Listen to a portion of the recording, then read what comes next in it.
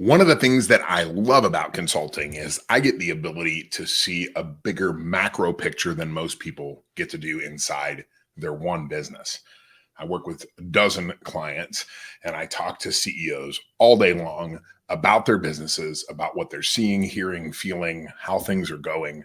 And it gives me some insights. Back in May, I had posted that the conversation had changed. I felt it almost overnight where CEO conversations I was having, speaking engagements I was at, and questions were being asked. There was a radical shift from how am I going to grow my business, which had been the conversation for the last 3, 4, 5 years or more, to how am I going to preserve my margins? How do I influence my bottom line? How do I make things better? The conversation shifted from growth to bottom line. And this is a telltale sign of what is happening in the marketplace. There's lots of shifting happening. We've got inflation that is in a position that it hasn't been in decades, maybe even a century. A lot of things are changing and happening. Sometimes it's really easy to think about our business, but it's important that we take a different perspective. We step out of our business for a moment and we think about the entire marketplace and how we might be able to capitalize. Many of you have heard the story of my TV show that I was produced and starred in called Riding Fat, PHAT. That show was a byproduct of a conversation that occurred the night the NBA got canceled because of COVID. And I was standing around with some executives and I said, let's talk about right now how the world changes tomorrow and how we're all going to benefit from it. So instead of sitting back and waiting and seeing what happened, we took action, and immediately within 12 hours of that conversation, we had produced a pilot for the TV show. And 2 weeks later, we were out pitching it to networks. So when there's change in the marketplace, you can take advantage of it. I want to talk to you about taking advantage today. We have gone through an unprecedented period of time where prices have increased dramatically and regularly. A couple of years ago, a company might change their pricing once a year. A year ago, they were changing it once a month or once a quarter. Now they're changing it once a month. The prices are changing. There's fuel surcharges that are being adding in. People are trying to respond to what's happening in the market, but they're doing that from a little bit of an improper position. So they're looking back and they're saying, "Oh, gas prices are $5 a gallon. Let's put a fuel surcharge on."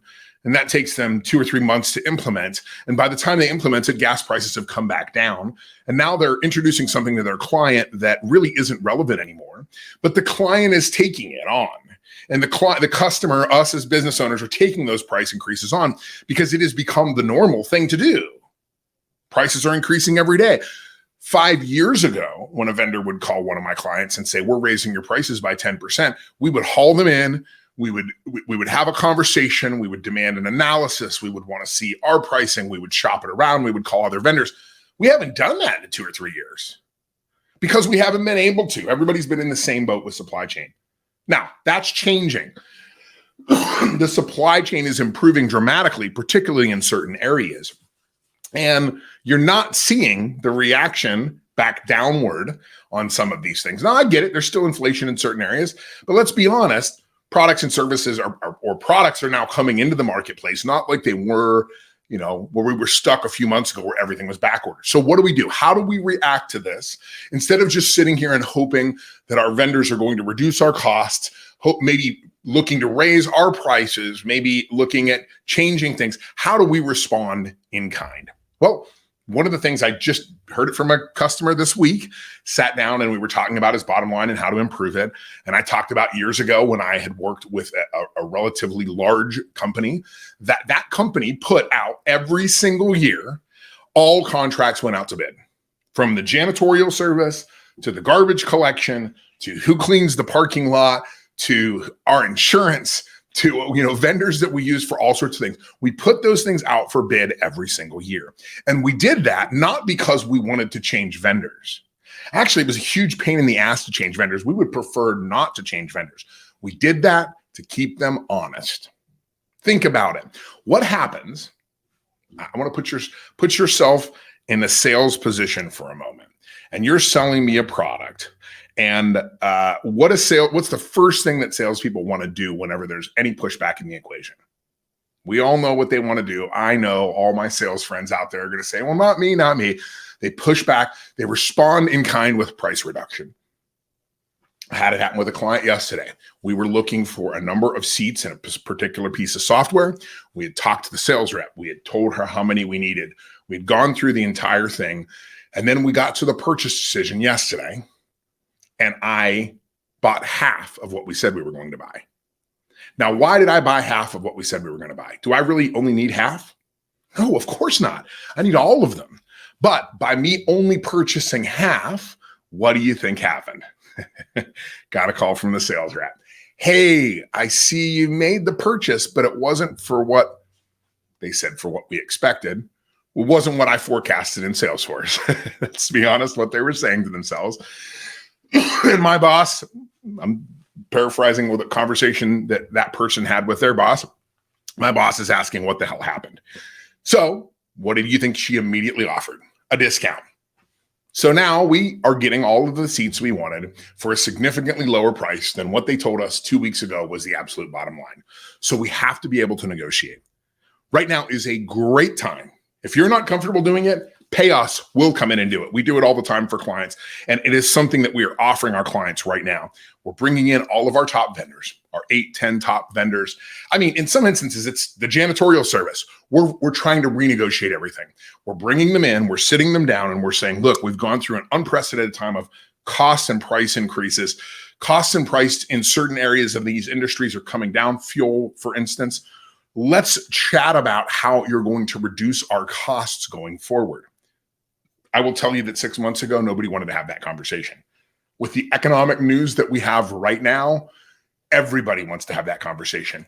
Every sales manager in every sales meeting in the world in this last week has stood up in front of their salespeople and said, retain the customers that we have. Make deals again. If you've got questions on price, call me. These are conversations that haven't been happening for the last 2 or 3 years because we were all willing to pay the price because we needed those things. Now we're in the driver's seat. If you think about the real estate market, 6 months ago, what was it? It was a seller's market. What is it today? A buyer's market. Same exact thing for the products and services you buy for your companies. Most industries right now are nervous. I had a COO ask me just recently, what are you seeing in the macro picture? And I told him, all of a sudden, everybody is now concerned about profitability. I'm not hearing, oh, we're going to open 12 new locations next year. I'm hearing, how do we maximize the locations we have? How do we get more revenue per square foot of real estate? How do we get more revenue per employee? The conversation has shifted. It is now a buyer's market. You're a buyer. Take advantage.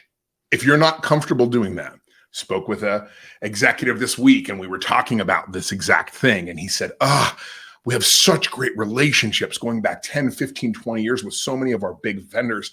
I just don't know if I'm capable of having a difficult conversation with them where I sit across the table and I say, look, guys, we're putting you out to bid. I got to know, can you improve your pricing with me? He wasn't comfortable doing that. Guess what? We're going to do it for him. It has a lot more weight when it comes from, hey, we've hired an analyst, a consultant that's coming in and looking at all of our pricing. You'll be needing to meet with them to discuss our pricing going forward. Think about that conversation. Think about what happens in the mind of that sales rep when that call comes in. Think about what he says to his boss. His boss might have told him 2 weeks ago, you've got to raise prices in these guys by 10%. That one phone call will reduce that 10% maybe to 5 or 2 or 3, or maybe -5 or 2 or 3. I had somebody just recently, we did this exact thing. He called the first vendor and said, I have this analyst that's going to come out and take a look at your pricing. We're putting things out to bid. What do you think the vendor said? Oh, I know a way to cut your prices right now. Why didn't they do that the last 5 years? Pay attention, folks. Right now is the time. It is not a seller's market anymore. It's a buyer's market. Take advantage of it.